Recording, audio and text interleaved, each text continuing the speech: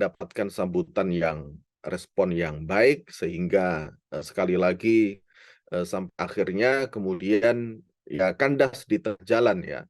Nah, artinya memang tidak semua ya teman-teman yang ternyata memang eh, aktivitasnya lekat dengan Al-Qur'an ini juga tertarik untuk mengetahui apa isi dan kandungan Al-Qur'an gitu. Nah, memang kalau kita fahami lebih dalam lagi berbagai macam bentuk interaksi Al-Qur'an itu ternyata juga tingkat. Nah, yang harus kita sadari juga ternyata memang tingkatan ini juga terkait dengan hidayah Qur'aniyah gitu ya. Makanya Allah menggunakan redaksi summa awrasnal kitab alladzina astafaina. Ada dua layer di situ ya. Yang pertama menggunakan kata summa awrasna ya, awrasa yurithu iras ya, mewariskan.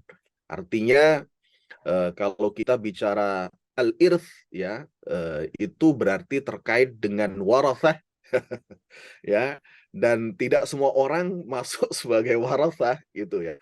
Ada ashabul furud, ashabul arham ya, asabah dan seterusnya gitu ya. Dan kemudian Allah juga menggunakan istofaina ya, istofaina, kami pilih gitu ya. Dan biasanya memang kata ini sangat lekat digunakan Allah dalam Al-Quran terkait dengan risalah gitu ya.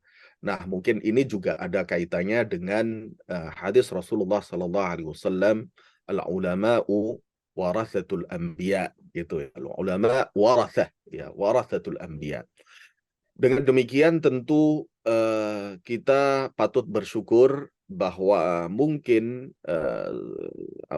semua yang ada di forum ini mudah-mudahan ya menjadi bagian dari hamba Allah yang mendapatkan hidayah Qur'aniyah, yang Amin. mendapatkan irth Qur'ani ya, sehingga kita selalu tergerak untuk memahami makna dan kandungan Al-Quranul Karim sesuai dengan kapasitas kita masing-masing. Baik, solawat serta salam semoga selalu tercurahkan kepada junjungan kita Nabi besar Muhammad sallallahu alaihi wasallam.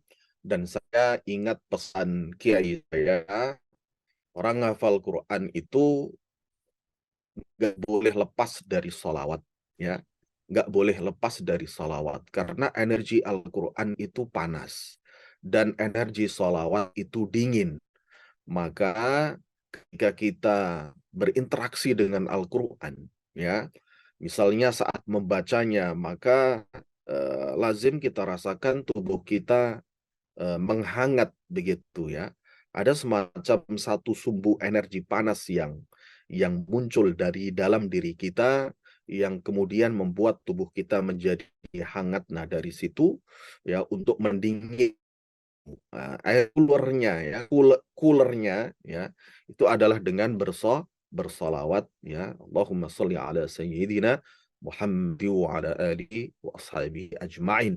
Jadi ini juga dalam rangka untuk menyambung sanad, mengisnad ya, karena kita terpaut sangat jauh dengan baginda Rasulullah Sallallahu Alaihi Wasallam, dan salawat adalah eh, apa wasilah kita ya untuk isnad, menyambung sanad dengan baginda Rasulullah Sallallahu Alaihi Wasallam, di mana ya Al-Quran ini diwahyukan kepada beliau. Nah, baik, untuk tidak berpanjang kalam karena waktu yang sangat juga terbatas, sedangkan materi yang dipilihkan untuk saya ini jujur saja juga sangat berat ya bagi saya, dengan waktu yang sangat terbatas, sehingga saya hanya akan menyampaikan satu bagian dari satu metode tafsir yang saya pilih nanti ya, hanya satu part saja untuk kemudian ke muqaddimah fi hadhihi al-munasibah. Jadi ya, sebagai pendahuluan tentu apa yang nanti saya sampaikan ini jauh dari kata sempurna gitu ya, dan masih harus dan memerlukan kajian lanjutan gitu ya, karena bicara kepemimpinan itu juga terkait dengan dua hal sebenarnya ya. Ini juga ada kaitannya dengan satu disiplin ilmu yang kebetulan saya pelajari dan kembangkan gitu. Dan bahwa kalau kita bicara leadership itu tidak lepas dari passion. Nah, ini pembahasan yang berbeda ya. Pembahasan yang berbeda. Begitu kita lahir, kita sudah memiliki satu template sidghah di mana di dalamnya ada tadi ya kepemimpinan leadership, dan tentu kalau kita bicara passion maka setiap orang berbeda-beda, tidak setiap orang dapat dan bisa menjadi pemimpin. Nah, itu merupakan satu yang fitrah, satu yang inherent, satu hal yang take for granted gitu ya.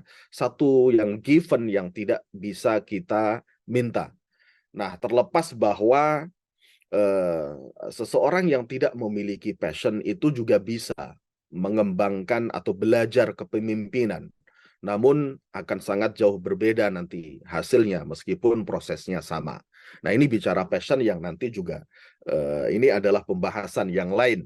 Nah, adapun yang akan saya ketengahkan pada malam hari ini adalah satu bentuk pemahaman terhadap ayat Al-Qur'an dengan menggunakan metode yang selama ini sudah proper begitu ya, sebagai metode atau manahijut tafsir. Baik, izinkan saya untuk berbagi layar ya.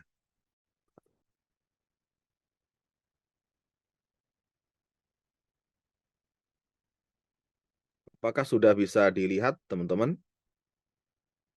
Baik, sudah terlihat Pak Ziad. Alhamdulillah. Baik. Oke. Nah, tema yang dipilihkan untuk saya adalah karakteristik pemimpin ideal dalam perspektif Al-Qur'anul Karim. Ya, ada beberapa eh, atau kata yang saya sorot ya di tema ini. Yang pertama adalah karakteristik ya, karakteristik ini berasal dari kata karakter kan. Karakter itu behavior dalam bahasa Inggrisnya, dan tobiah dalam bahasa Arabnya begitu. Nah, ini kaitannya dengan sesungguhnya apa yang tadi sudah saya sampaikan gitu ya, terkait dengan passion sebenarnya gitu ya. Nah, ini sesungguhnya adalah satu pembahasan yang terpisah ya, terkait dengan psikologi Al-Qur'an. Kemudian juga ada ideal di sini ya. Ideal ini tentu satu hal yang menjadi keinginan setiap orang gitu ya, dalam mempersepsikan sesuatu gitu. Segala sesuatu itu seperti banyak pandangan banyak orang ya pengennya ideal. Misalnya ketika memilih istri ya pengennya yang ideal. Yang semua tungkahul mar'atu di arba'in itu ada semuanya. Namun realitasnya ya bisa saja berbeda kan begitu. Sehingga saya tadi kata bahwa ideal ini sebenarnya ya agak ngawang-ngawang begitu ya. Satu hal yang belum tentu ada gitu ya. Nanti argumentasi akademiknya saya utarakan dalam latar belakang ini gitu, dalam latar belakang ini. Jadi kenapa kita masih penting untuk membahas karakteristik pemimpin yang ideal ini ya, karena Al-Qur'an tidak secara lugas dan jelas menjelaskan kriteria atau karakteristik seorang pemimpin. Ada yang bilang bahwa Al-Qur'an bukanlah kitab atau buku atau sekumpulan SOP gitu ya, yang semua serba teknis dan jelas di sana. Itu ada yang beralibi demikian.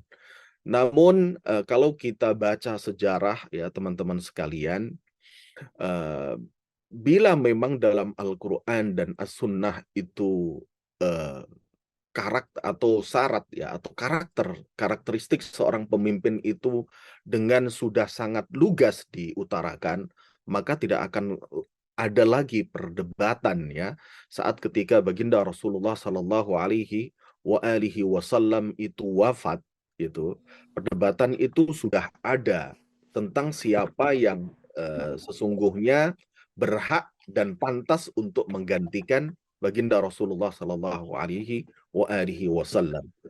Ya, ketika terpilih Abu Bakar As-Siddiq, demikian juga penggantinya Umar ibnul Khattab, itu juga ada perdebatan di sana. Kemudian juga pemilihan penggantinya Utsman ibnu Affan, ya, terlebih ketika Ali karramallahu wajhah, ya, dipilih itu tidak hanya perdebatan saja, tapi bahkan sampai ada pertumpahan darah di sana. Yang sangat memilukan sekali adalah pernyataan Hasan bin Ali ya saat sekarat karena diracun ya. Setelah kurang lebih 7 bulan ya meneruskan khilafah ayahnya yang kita tahu ya terbunuh ya.